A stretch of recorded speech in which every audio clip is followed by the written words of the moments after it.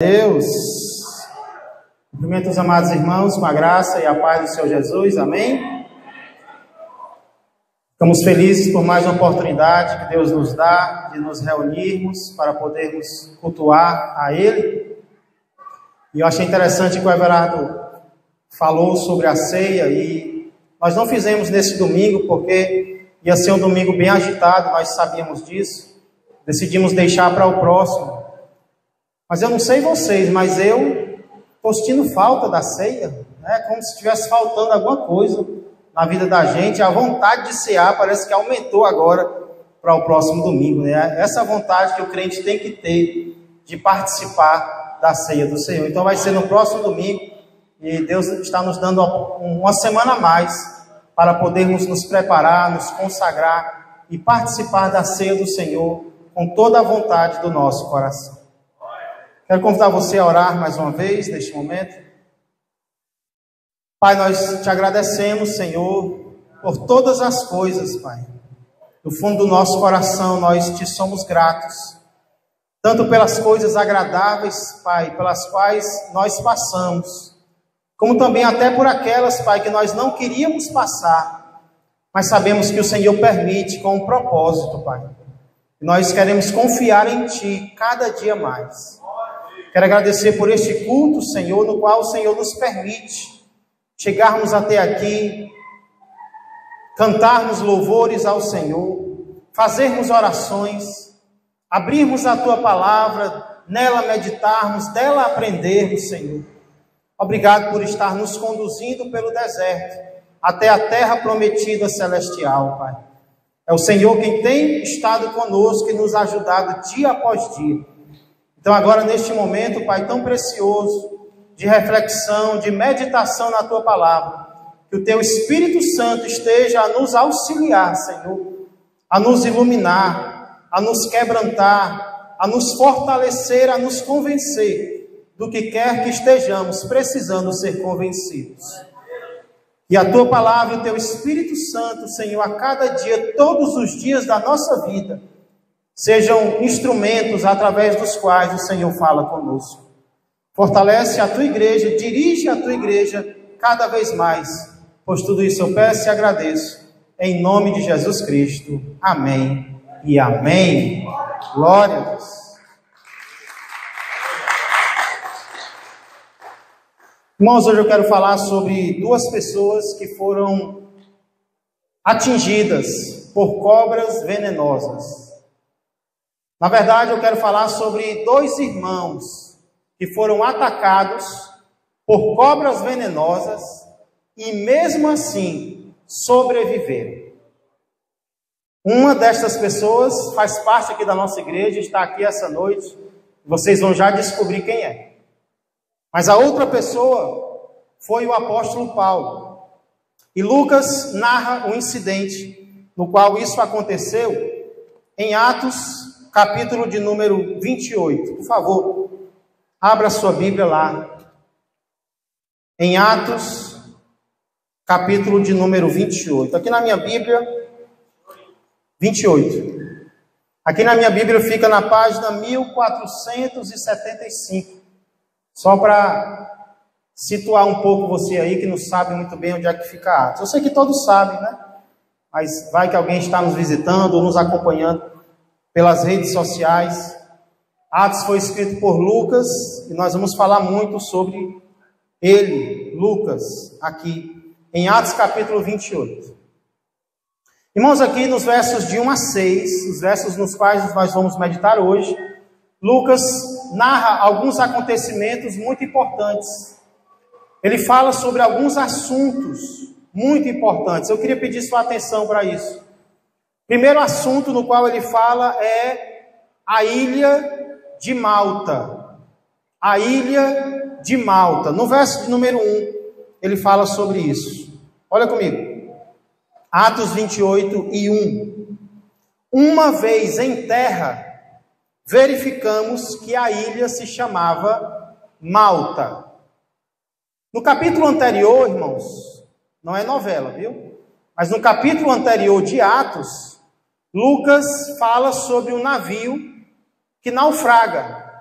navio no qual Paulo e mais de 200 pessoas se encontravam, ele naufraga. E Lucas encerra o capítulo anterior, o capítulo 27, dizendo que todos se salvaram em terra. Apesar do navio ter naufragado, todos os que estavam no navio com Paulo se salvaram em terra. Nós estudamos sobre isso nas terças anteriores. E agora no verso 1, Lucas diz que essa terra, na qual todos se salvaram, era uma ilha. E eles descobrem o nome dessa ilha. Qual era o nome da ilha? Eles descobrem que a ilha se chamava Malta. Malta. Essa ilha, irmãos, eu fui pesquisar sobre ela e eu descobri que ela existe até os dias de hoje. Ela é uma ilha que existe até hoje e juntamente com outras ilhas, ela forma o menor país da União Europeia. É uma ilha que fica na Europa e juntamente com outras ilhas forma a República de Malta. A República de Malta é o menor país da União Europeia. Ela tem uma área de 315 quilômetros quadrados. É mais ou menos se você pegar Maracanaú e multiplicar por 3. Então imagina em um país que é 3 vezes maior só do que a nossa cidade, a cidade de Maracanã. É um país pequeno, composto por ilhas. Uma das ilhas é a ilha de Malta. Porém, esse país, a República de Malta, é muito visitado. Inclusive, eu fiquei pensando, rapaz, os crentes só querem ir para Israel, para Israel, para Israel.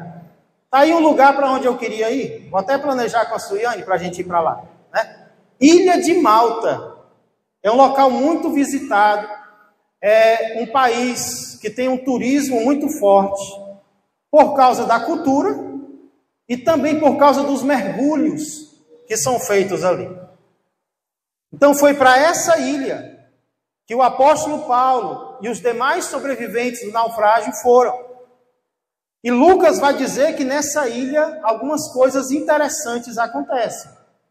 Por exemplo, a receptividade dos nativos dessa ilha. É algo que chama a atenção.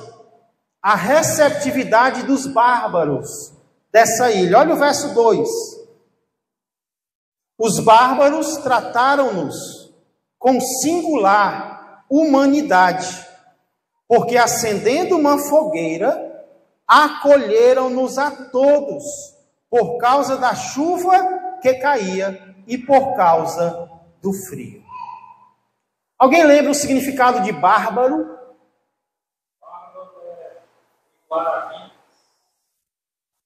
A gente lembra dos vikings, né? Aquele povo antigo com a barba até o joelho, que usava chapéu de chifre.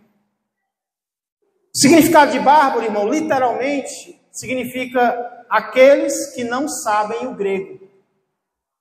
Aqueles que não falavam o grego. O que era o grego naquela época? Era como se fosse o inglês nos dias de hoje. Todo mundo sabia. A cultura grega tinha se espalhado pelo mundo. Mas tinha os bárbaros. Os bárbaros eram aqueles que não sabiam falar grego. Por isso, bárbaro se tornou um sinônimo de ignorância, brutalidade. É uma pessoa sem educação, né? Aquele brabo, aquele bárbaro. Pessoa que não tinha estudado grego. O grego era cultura. E aí o bárbaro era alguém que não sabia falar grego e virou sinônimo de pessoa ignorante, de povo ignorante. Agora, olha, irmãos, preste atenção.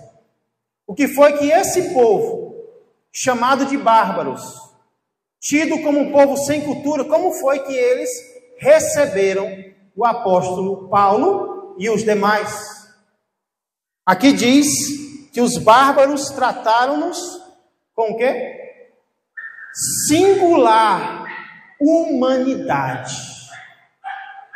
Humanidade aqui é filantropia, que significa amor ao próximo, amor ao ser humano. Singular humanidade, no original, significa que eles nos trataram além do normal. Já pensou? Um povo sem estudo, aos olhos daquela época, sem educação, recebendo bem. O apóstolo Paulo, pessoas desconhecidas. Algo que muitas vezes, irmãos, nós não vemos em pessoas estudadas. Algo que muitas vezes falta em pessoas formadas. Amor ao próximo, educação, receptividade, respeito. Mas muitas vezes sobra em gente sem estudo, que recebe você na sua casa e falta dar a casa para você. Falta dizer que a casa é sua de verdade, do fundo do coração, né? E o que a gente aprende com isso, irmãos, é que tem muita coisa que não depende de estudo. Tem muita coisa que não depende de formação. Tem muita coisa que depende de caráter mesmo. Ah, porque fulano não estudou, por isso que ele fez isso. Tem muita gente que estuda e faz o que não presta. Na verdade, tem gente que estuda para fazer o que não presta, né? Só que a gente ouve por aí a gente se formando em direito, se tornando advogado e cometendo crimes, coisas errôneas, coisas erradas. Então ali, Paulo foi bem tratado, aquelas pessoas foram bem tratadas, e é assim que nós devemos ser. Se bárbaros, pessoas sem Deus, amavam o próximo, que dirá nós? Nós é que devemos tratar o próximo bem mesmo. Então, irmãos, estava tudo bem naquele momento, aquela paz, aquela harmonia, todo mundo em volta de fogueira, e aí acontece algo que surpreende a todos. O ataque de uma víbora, o ataque de uma cobra. Verso de número 3, olha comigo. Tendo Paulo ajuntado e atirado à fogueira um feixe de gravetos, uma víbora, fugindo do calor, prendeu-se-lhe a mão. Eu não sei o que você pensaria se estivesse no lugar de Paulo. Mas talvez nós seríamos tentados a pensar: o que está acontecendo comigo? É provação em cima de provação. É provação atrás de provação. Paulo foi um homem que se converteu, decidiu se dedicar à pregação do Evangelho, e desde quando ele decide isso, não é só provação, mas é muita provação na vida dele. Ele vai para Jerusalém para pregar, os judeus não gostam, prendem ele, acusam ele. Ele vai para Cesareia, em Cesareia ele é injustiçado. Aí ele diz: então eu vou para César, eu quero ir para Roma. E ele pega um navio, e esse navio naufraga. E aí ele vai para uma ilha, e ele está juntando graveto para fortalecer a fogueira. Quando joga os gravetos no fogo, uma víbora se agarra na mão dele. Rapaz, eu estou fazendo bem, eu estou servindo a Deus, eu estou tentando pregar a palavra, estou querendo dizer não para o pecado, mas é provação em cima de provação. Eu estou querendo fazer o bem a alguém e alguém me agride, alguém me ataca, alguém me persegue, alguém me maltrata. Por que, Senhor? Por que essas coisas acontecem com quem serve a Ti? Será que o Senhor não está vendo? Será que o Senhor não ama? Irmãos, muitas vezes esses pensamentos podem até vir ao nosso coração, mas nós temos que esperar até o final da história para a gente entender o propósito de tudo que está acontecendo comigo e contigo. Dizem que hoje na ilha de Malta não tem mais cobra venenosa, pode ir para lá. Mas naquela época tinha. Tanto é que uma se prendeu a Paulo.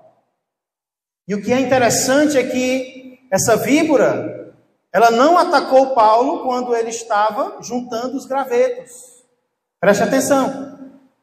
A víbora atacou Paulo quando Paulo jogou os gravetos no fogo.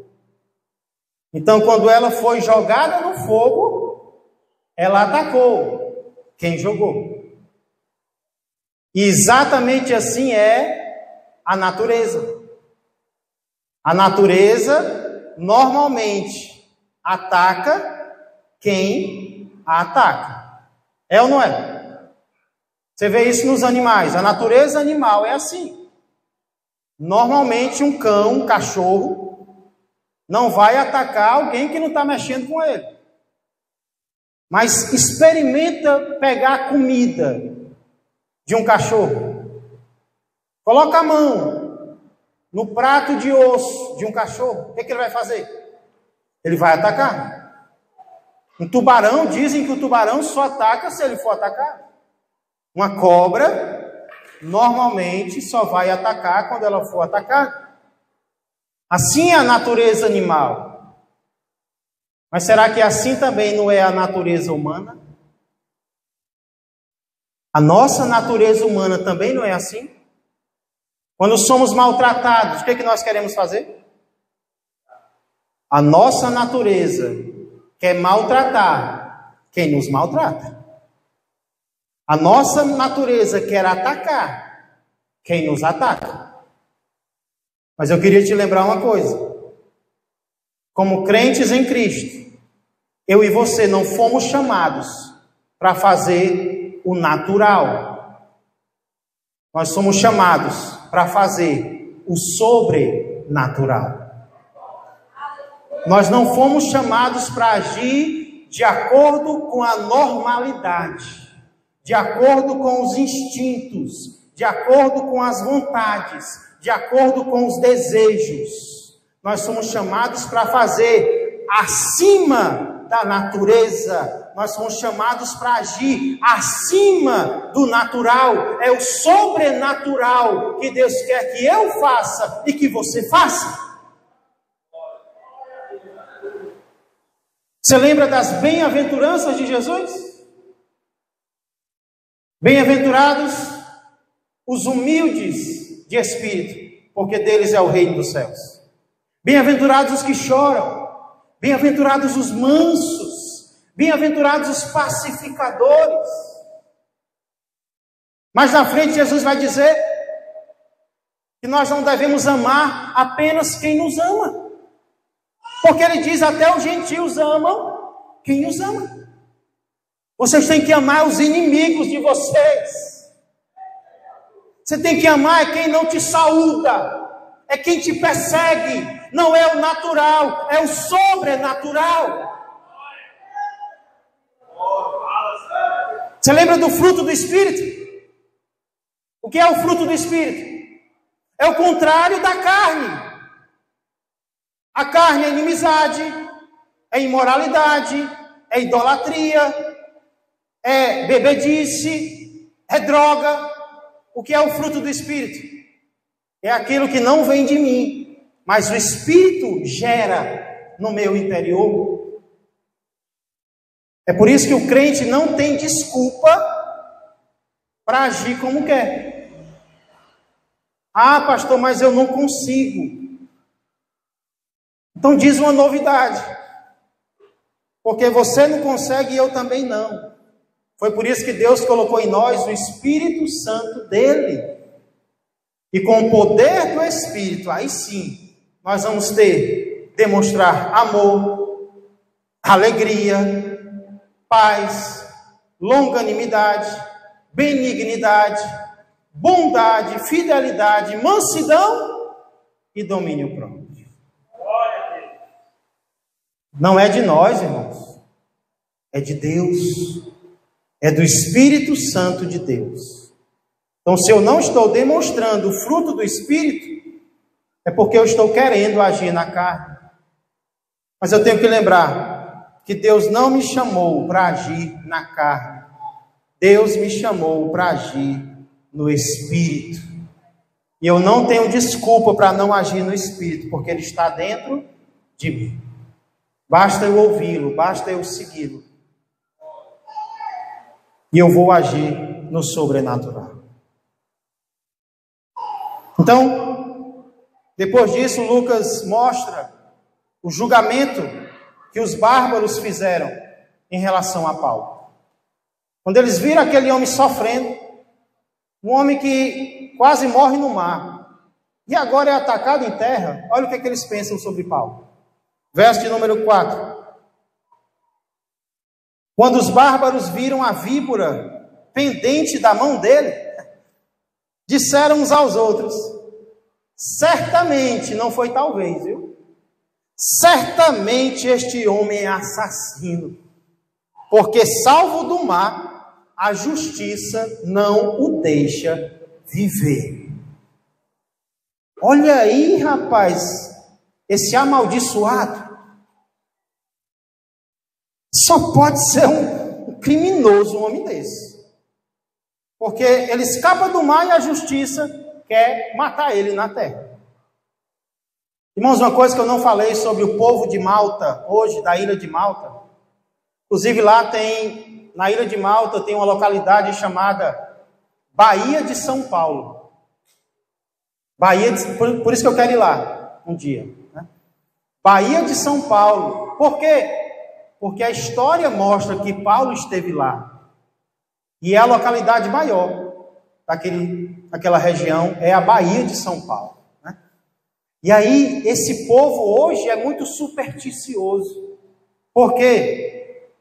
Na frente das igrejas, você pode encontrar isso na internet. Eles colocaram 2 relógios. 2 relógios, pastor, um com a hora certa e outro com a hora errada. Aí você pergunta, por quê, pastor? É porque eles acreditam que se eles colocarem um relógio com a hora certa e outro com a hora errada, quando o demônio chegar na frente da igreja, ele vai ficar confuso e ele não vai entrar na igreja. Temos que comprar relógios para a nossa igreja, né? Deixar lá fora. Que superstição, já pensou? O demônio se confundir com a hora e não entrar na igreja. Aí eles pintam também, Tiago, os barcos, porque lá tem muitos barcos. E eles pintam os barcos com óleos. Sabe por quê? Pelo mesmo motivo. Para que os pescadores não sejam atacados por demônios quando estiverem no mar. Porque os demônios vão ver os olhos, vão ver que tem gente ali e não vão querer atacar ninguém. Povo muito supersticioso hoje, como muitas vezes o brasileiro também é, né? Crê em mágica, não pode ver uma chinela havaiana desvirada que volta para colocar a posição certa. Até crente faz isso, né? Até eu. Tô brincando. Tô brincando. Dá dor de cabeça? Acho que deve ser por isso, então. Mas, irmãos, isso vem de longe. Isso vem de longe, não é de hoje não. Por quê? Porque naquela época, na época de Paulo, eles eram supersticiosos. Eles pensaram que a deusa justiça estava querendo punir Paulo. Se nós não tivermos cuidado, esses vão ser os julgamentos de hoje também. Ao ver alguém que está sofrendo, se nós não tivermos cuidado, a primeira coisa que a gente vai pensar é: eita, é castigo. Olha aí, ó, a disciplina de Deus chegando na vida do irmão, na vida da irmã. Se não tivermos cuidado, nós cristãos vamos fazer julgamentos sobre as pessoas, sobre as doenças das pessoas, sobre o desemprego das pessoas. Mas será que Paulo estava sendo julgado aqui? Será que era castigo de Deus, uma víbora no braço dele? Isso nos leva ao que Lucas narra agora, que é o livramento de Paulo. Deus dá um livramento para Paulo. Olha o verso 5.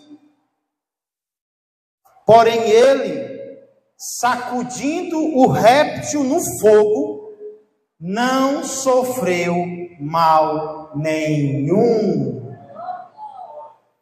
Irmãos, em Marcos capítulo 16, verso 18, Jesus fala que coisas incríveis acontecerão com aqueles que creem. Ele fala até em pegar em serpentes e beberem coisas mortíferas e não lhes fará mal. Eu não acho que é para você pegar um veneno e tacar na boca para testar Deus, não. Mas muitas vezes, fazendo a obra como Paulo estava fazendo, Deus ia proteger os missionários, Deus ia proteger os pregadores. E é exatamente o que acontece com Paulo aqui. Ele sacode a víbora da mão. Irmãos, e não acontece absolutamente nada com ele. Ele é liberto pelo poder de Deus. E como eu disse, aqui na igreja tem alguém que também passou por algo parecido. Essa pessoa é a irmã Edneuza. Sábado, na reunião de líderes, eu ouvi ela conversando com a irmã Natalice. O quê? Cobra? Ah, eu quero ouvir essa história, porque terça-feira eu vou falar sobre isso. E ela me contou a história. Há muitos anos atrás, ela estava andando no interior em um campo de futebol, voltando para casa com a sua mãe, quando de repente ela sentiu um aperto no pé. E ela pensou que tinha pisado em um toco. Aí quando ela deu alguns passos, olhou para o pé, tinha uma cobra agarrada no calcanhar dela. Uma cobra extremamente venenosa. Já havia atacado a irmã. E aí ela grita para sua mãe não quer acreditar naquele momento, mas de repente, uma pessoa desconhecida dela, um homem desconhecido aparece. E ele faz algo que não é recomendável fazer. Ele suga parte do veneno do calcanhar da irmã. E ainda faz mais, pega a sua moto, vai atrás de uma ambulância, traz a ambulância e leva a irmã Edneuza para o hospital. Quando ela chega lá, o médico diz que se tivesse demorado mais 10 minutos, ela não tinha resistido. O homem fez o que não deveria ter feito, mas fez. E aí ela toma 16 injeções e, por um livramento de Deus, está viva até hoje para glorificar o nome do Senhor.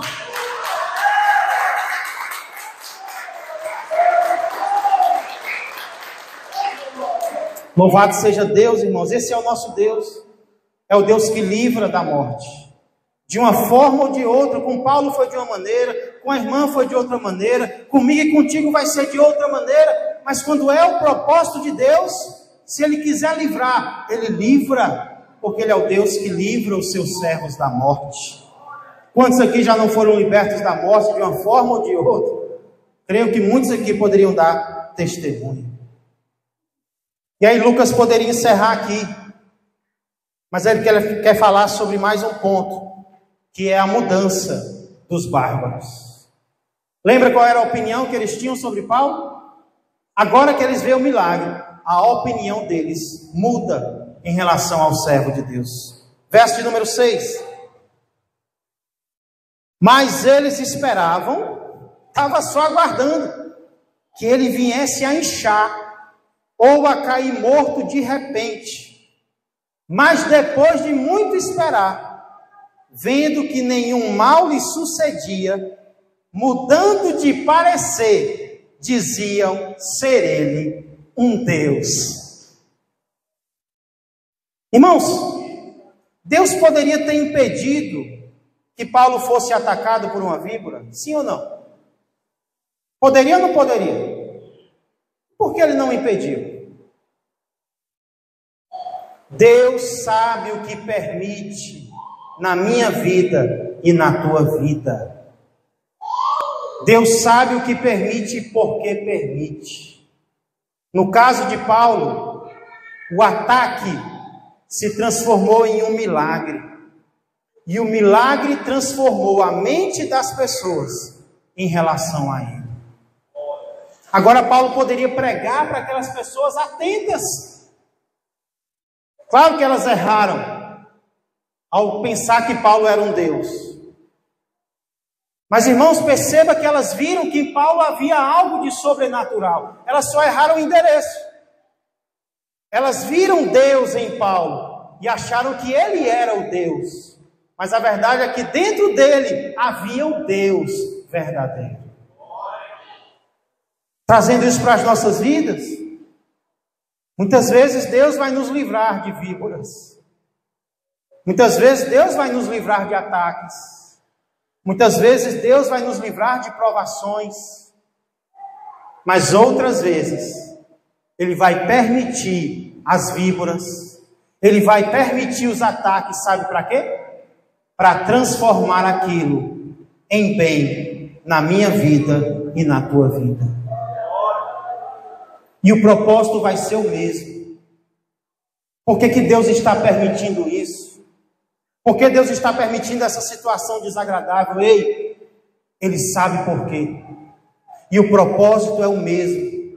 É para que as pessoas vejam que existe Deus dentro de você. É para que as pessoas vejam que você não é natural. Você é sobrenatural. Porque o Deus eterno habita dentro de você.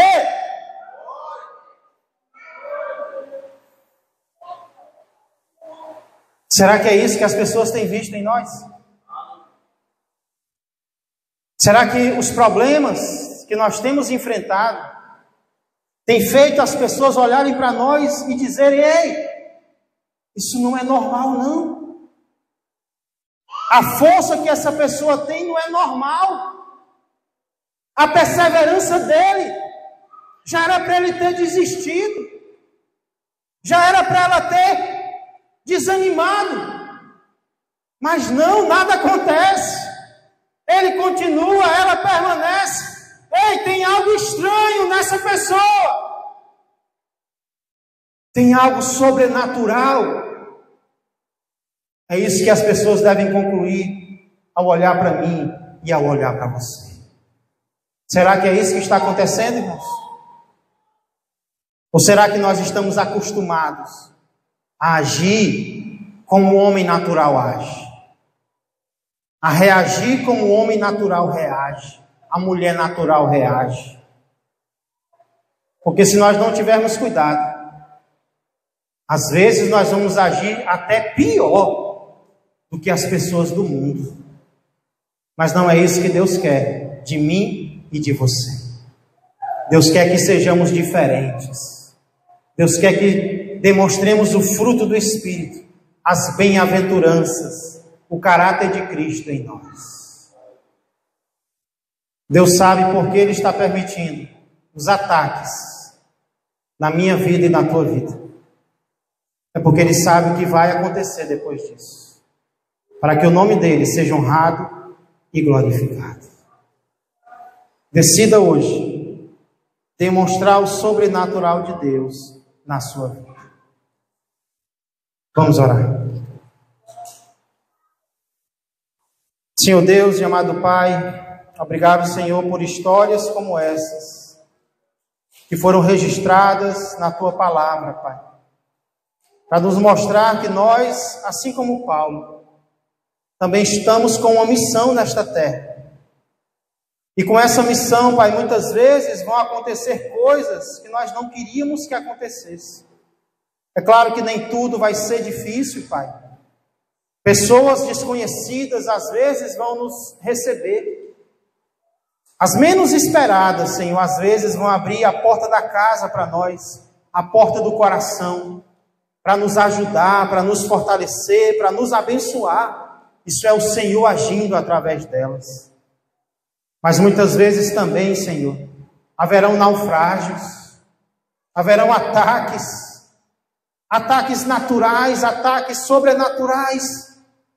E muitas vezes, Pai, nós não entendemos, as pessoas ao nosso redor não entendem, até nos julgam, Senhor. Mas nós vamos esperar, nós vamos aguardar firmes e fortes, que o Senhor demonstre a Tua vontade, porque nós cremos, Pai, que o Senhor faz tudo cooperar para o bem daqueles que amam ao Senhor. Tudo que o Senhor permite com um propósito. Então, se algo difícil está acontecendo na vida do teu servo ou da tua serva, o Senhor não está permitindo isso para nós agirmos na carne, Senhor, para nós agirmos como as pessoas do mundo agem, não! O Senhor está permitindo para que façamos diferente, para que demonstremos o caráter de Cristo, para que o sobrenatural se manifeste em nós e através de nós, para que as pessoas olhem e digam: ei, existe um Deus dentro dele, existe um Deus dentro dela. Porque só isso explica tamanha perseverança, tamanha força, tamanha fé. Pai, que em tudo o Senhor seja honrado e glorificado em nós e através de nós. Dá força ao teu povo, Senhor. Multiplica as forças do teu povo em dias tão difíceis como estes que nós estamos enfrentando, Pai. Porque nós cremos que o Senhor só permite aquilo que nós podemos suportar.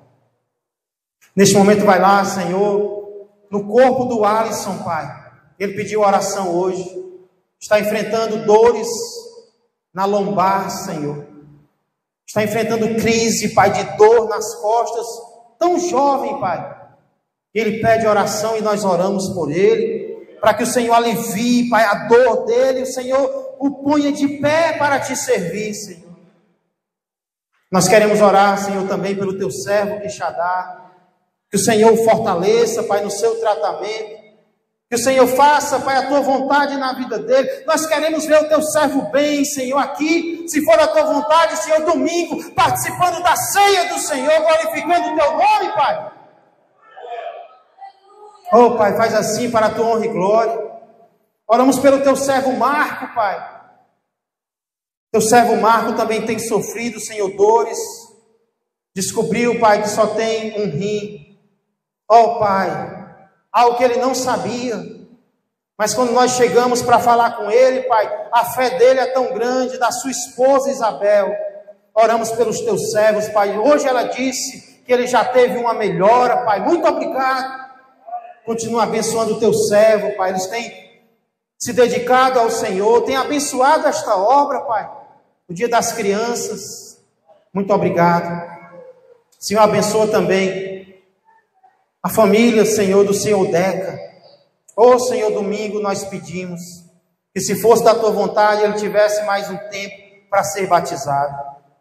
Mas, Pai, hoje o teu servo Fernando nos deu a notícia, a Cagilane, de que o Senhor o recolheu. Oh, Pai, ele não foi batizado, mas eu lembrei, Senhor, daquele ladrão na cruz, a quem o Senhor disse: hoje estarás comigo no paraíso.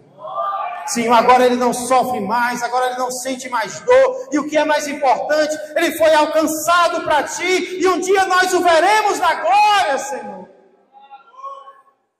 Pai, que isso sirva de alerta para alguém que já te recebeu e não quer descer as águas, se recusa a ser batizado, não quer te servir, Pai. Quantos estão querendo neste momento, Pai, não podem? Que isso sirva de alerta para nos apressarmos, para servirmos ao Senhor enquanto é tempo. Senhor, vem abençoar mais e mais o teu povo. Vem fortalecer-nos, Senhor. Ser com os demais enfermos que estão enfrentando dificuldades. Alivia o sofrimento, cura, pois tu tens o poder. Tu és o Deus de Paulo, tu és o Deus ainda da igreja. Muito obrigado, Pai. Entregamos o restante agora desta noite, a nossa volta para os nossos lares. O restante da semana, cada uma das programações, que o Senhor abençoe e que tudo seja dirigido por Ti, para a Tua honra e para a Tua glória. É o que eu peço e agradeço, em nome de Jesus. Que a graça do Senhor Jesus, que o amor do Pai e que a comunhão do Espírito Santo permaneçam e cresçam mais e mais na vida e na família de todos vós. Uma ótima